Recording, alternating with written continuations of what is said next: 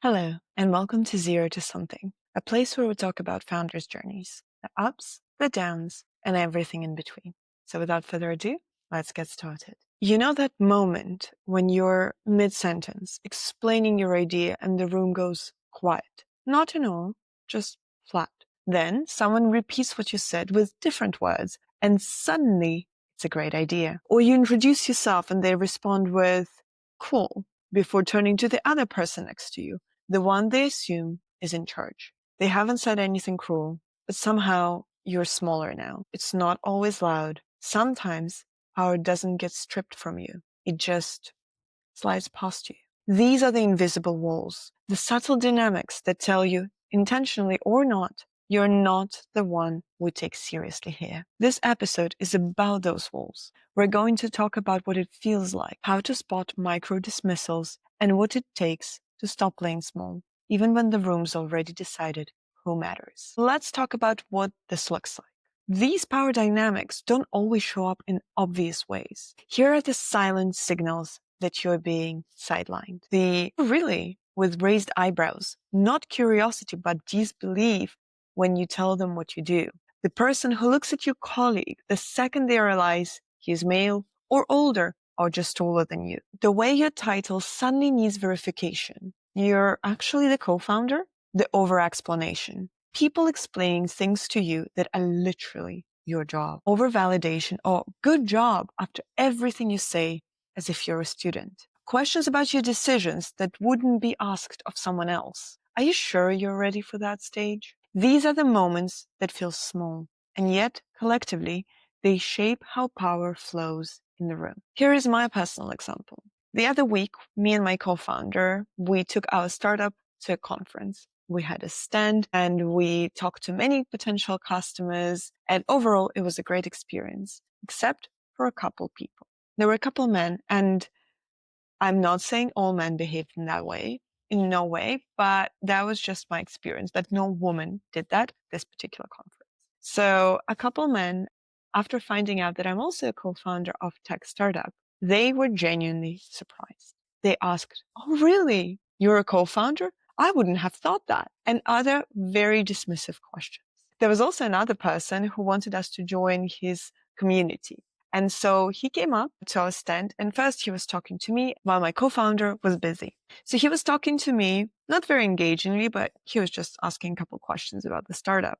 And then the second, my co-founder was a man. I don't know if that played a role, but it surely felt like it. When he was free, this guy who was talking to me, that very instant, he just turned to my co-founder and started telling him all about that community that he wanted our startup to join. He did not glance even for 1 second at me, though I was standing right there. I wasn't engaged with anybody else. And the original conversation he was having was with me.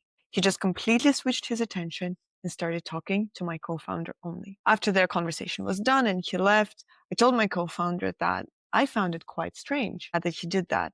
And you know what? It wasn't in my head. My co-founder said, yeah, I found that really weird. It made me really uncomfortable, and we're not joining their community. This episode is not about gender alone. The wall isn't always sexism. It can be statuesism, experiencism, cool kidism. The problem is, if you're not seen, it's hard to be heard. And these moments, they get in your head. You feel like you're making it up. Maybe it wasn't that bad. You shrink, not physically, but energetically. You tiptoe in future conversations, or you double check things you already know. You start over-explaining to prove legitimacy, or you tell yourself, don't make a scene, but inside you're burning. And that was me at the conference. And the worst part, it chips away at your sense of power. The quiet, steady kind, not the shouty ego kind, the grounded, I deserve to be here kind. So what can you say without setting everything on fire in situations like this? You don't have to shout or storm out. Here are a couple subtle ways to stand your ground if you choose to do so. Number one is redirect, just to loop back. As I was saying, or the reframe, that's actually what I mentioned earlier. Glad we're aligned. Or the boundary nudge. Happy to continue if we're both in the conversation. The power claim. Yes, I'm the co-founder. And yes, I'm also building this thing. The callback. Funny how that idea landed when someone else said it. but be very careful. Dark humor works only if your audience can take it. Or the opt-out. If your community doesn't include all founders at the table, maybe it's not our table. Sometimes silence is the best burn. Sometimes humor. Sometimes a clean exit. You're free to decide for yourself, but you don't have to stay silent. If you choose to, you can respond. And we just have to accept the world isn't always going to give you power, and not everyone around you will always be respectful of your boundaries. So you have to build strength from within. That means you need to separate feedback from dismissal. Not every cold reaction is about you. Or backing your voice with data, not doubt. You also need to acknowledge that one person's ignorance is just their limitation. It's not yours. Sometimes creating your own rooms where none will hold you is the best way to go as well. Power isn't just dominance. It's presence. It's being rooted in your value even when someone else doesn't see it. That's the true power. And now we'll go on a very quick short rant that sometimes people will tell you that it's all in your head, that you're reading too much into it, that the woke culture or the feminism culture or whatever else is influencing you too much and you're seeing things that aren't there. But the reality is very often these things are just so subtle that anybody who's never experienced those things won't know that it's actually quite dismissal. It doesn't mean these people necessarily want only bad things for you, but you just need to understand that sometimes it happens. Sometimes you just need to trust yourself that the way you're feeling is valid, even if nobody else can see that. Luckily for me, my co-founder was on the same page with me and he called it out as well, not during the conversation, and I fully get that, but afterwards, and we made a decision to not join, not even consider that community for ourselves.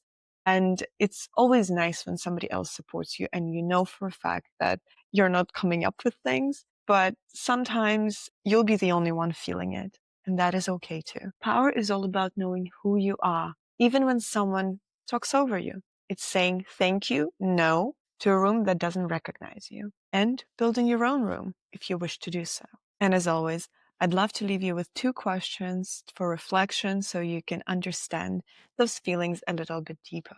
Number 1, when was the last time I felt small in a room? And what did I tell myself about it? And number 2, what would it sound like to calmly but confidently take up more space next time?